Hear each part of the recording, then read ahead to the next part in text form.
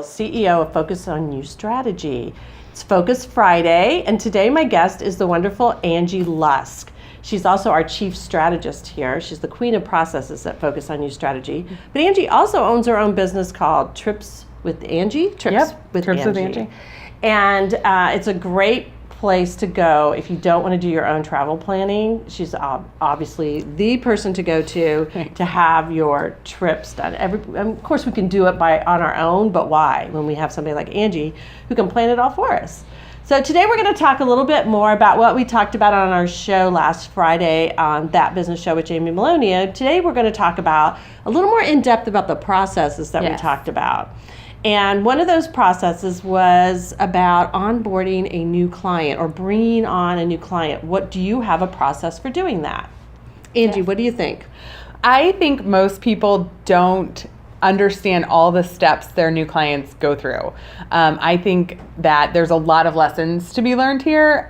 When you went through it with me, I was like, oh, wait, I didn't think about that, or I didn't think about that. Because I remember the first time we were starting to outline the process, and I was like, well, the client contacts me, and you said, wait, how do they know to contact you? Now, where do they go? I was like, what? Right? So I like to use the example when I tell people, when you're thinking about a process, you have to think about all the details. And one of the things the examples I give is like, go to my house, make a cupcake. Go.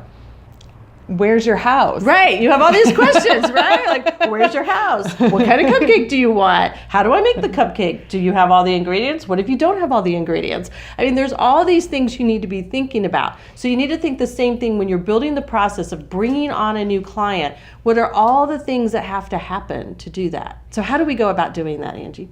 So the first step, and the easiest way I found to do it, was to just take notes as you're bringing on a new client. As part of your everyday work, just have a little notebook that you sit next to your computer, and anytime you do anything, just make a little notation of what you did, what that step was, maybe what document you used, where it's stored, because then it'll be a lot easier to go back and write up that set of instructions. And it's just like the example Juliann gave. It's like if you were giving these instructions to someone else to do them, what is every single thing they would need to know? Because this is how you start to delegate. This is how you're going to be able to give those instructions to somebody else.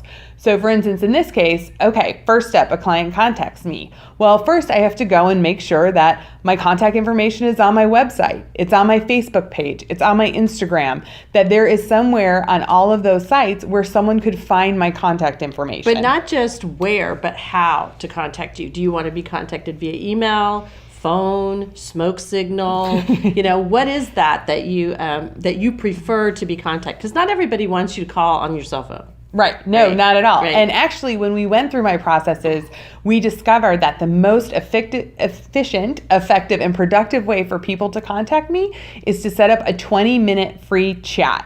So working together, we found a way to automate that by using one of the calendar applications that are out there. So people can now go click on a link, set up a time where I know I'm going to be available. I'm not on hold trying to fix someone's problems, and they can have my full attention for 20 minutes, and it links them directly into my calendar. I get an email, they get an email, and then I can call them as our first point of contact. Great. So give me some examples of how, we've helped other people set up processes to onboarding clients. Give me some examples of some other things we've done that have been effective. Yeah, definitely. So I think on the radio show, when you listened to it, you heard we talked about how with one client, we changed the process from an initial phone call to an autoresponder email that links to a SurveyMonkey survey that gets filled out, and then conversation is scheduled with a prospective client.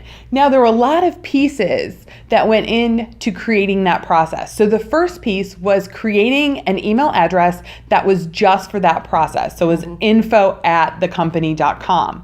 So that was the first step. Then we had to write the template, which will be the responder email that happens to anyone who emails that email address, gets the exact same email back directing them to the survey.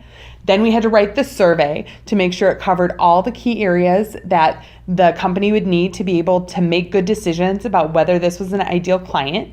Then we had to outline the process. So the survey comes in.